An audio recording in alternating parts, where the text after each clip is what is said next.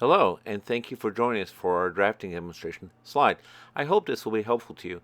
Now, I'm planning the layout, and I'm going to be right up front. As I was learning drafting, I knew it was very important to align the drawings, equal spaces, blah, blah, blah. But I kind of struggled like how to do that. And so actually demonstrating this has been kind of helpful. Like, here's how you do it. You get a piece of scratch paper out, you make a little diagram, you do some math, you plan it all out. And then we started cutting out these construction paper pieces to represent the size of the views to help as a visualization tool, thinking the camera's not going to necessarily pick up all the line work. And I will tell you that using these paper cutouts is actually helpful. Lets you kind of like confirm, yes, I've got this right without putting down a bunch of construction lines. So you may, particularly if you're struggling with this, get some construction paper or other scrap paper and a pair of scissors. You can see his construction paper's rather old. Do a little bit of cutting and use that to kind of double check what you're doing. And in fact, you'll see I have a couple redundant lines because I made some miscalculations as I went.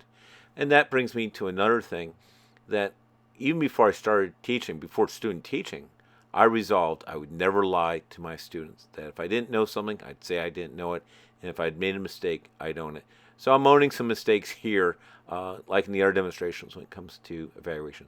But it looks like we're pretty much there we've got the views laid out with the side or end view, front and top, equally spaced about an inch. And, oops, sorry about the camera bang. And then equal space side, top and bottom. So that gets doing, and we'll get on to the actual drawing of the object. Time now to draw the object proper. And for this one, we need to draw both the top and end views first in their entirety to get the information we're going to need to complete the front view. So I'm getting stuck in drawing the top view, and I'm trying to work methodically. Nice crisp lines. All right, keeping that triangle against the T-square against the edge of the drawing board.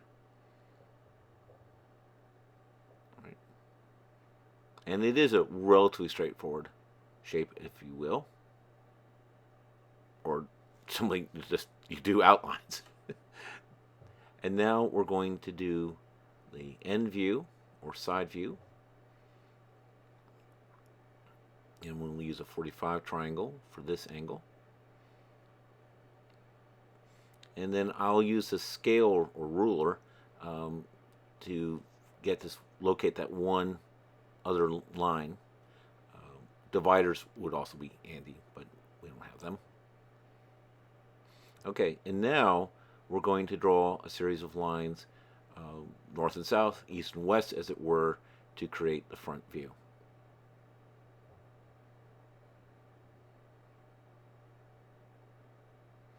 Right, and that little inflection point, if you will, is going to be a key element here. So we draw that face in the top view down. From our earlier work, we already have the perimeter of the object, as it were, or the outermost position. And then drawing that vertical line in the end drawing where it ends over to the front view will allow us to complete the drawing. So we'll draw in some of the horizontal lines, and then we can come back in and do some vertical. That's sort of like a little nose piece, if you will. Good, that all lines up. And we'll get the top in. It shows the ends of the object.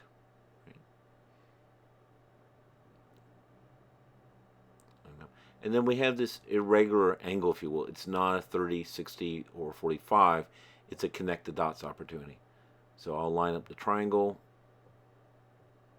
just so, and draw that. And then come over to the other side.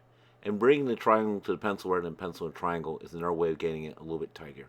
All right, those are the three views done. Let's talk about dimensioning now. Now this object has a number of angles and some other issues because in fact, if you were building it, you would start with a block and then cut away the three angled faces. So I'm going to start with some dimensioning, and then I'm going to realize I've gone down a rabbit hole, if you will, or a blind alley, as you will see. But I'm planning initially to have two sets of dimensions between the views, both the front and end view, and then the top and front view. And you can see I am writing these dimensions parallel to the dimension lines, necessary because of the space, long numbers, tight space. But this is absolutely allowed practice. Either your dimensions go parallel to the dimension lines, or they can be read from the bottom of the page, if you will. That is, they go left to right, not up and down. And now I'm realizing a mistake, because that front face in the front view, the nose of this thing, if you will, isn't really something I will scale from the drawing and then dimension, nor necessarily get out the trig tables and work out what is it really, but rather, no, there's an overall length, and there's a point where a 30-degree cut is made, and that establishes that nose piece, if you will. So there will be a single linear dimension for the top and front views instead of two. And then we'll indicate where that side cut comes in. You see I'm adding the extension lines with the 1-inch break, super pointy arrows, and all that. Right? And then using a circle template, you can also use a compass. I think compasses are more fun, circle templates are tidier. I create an arced dimension line so I can indicate the angle there, and then another arced dimension line so I can indicate the other angle. As a rule, if things mirror each other, one dimension is sufficient. We don't need to have two 30-degree angles. It's understood if you only got one indicated angle, the other one matches. And that last dimension indicates where that cut would start. Indeed, I've actually made wooden blocks of these things. The challenge in evaluating student work in drafting is there is this ideal drawing, and then we go in and look for everything that's not right.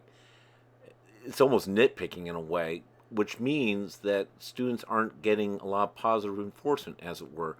We can point out the things you did right, but that's basically everything but what we say is not right.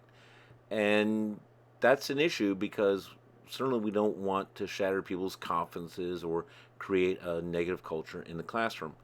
At the same time, there is an ideal drawing, and we should strive to achieve it within the limits of our abilities as they stand at that time, and build on those abilities and do a better job of it. Take care.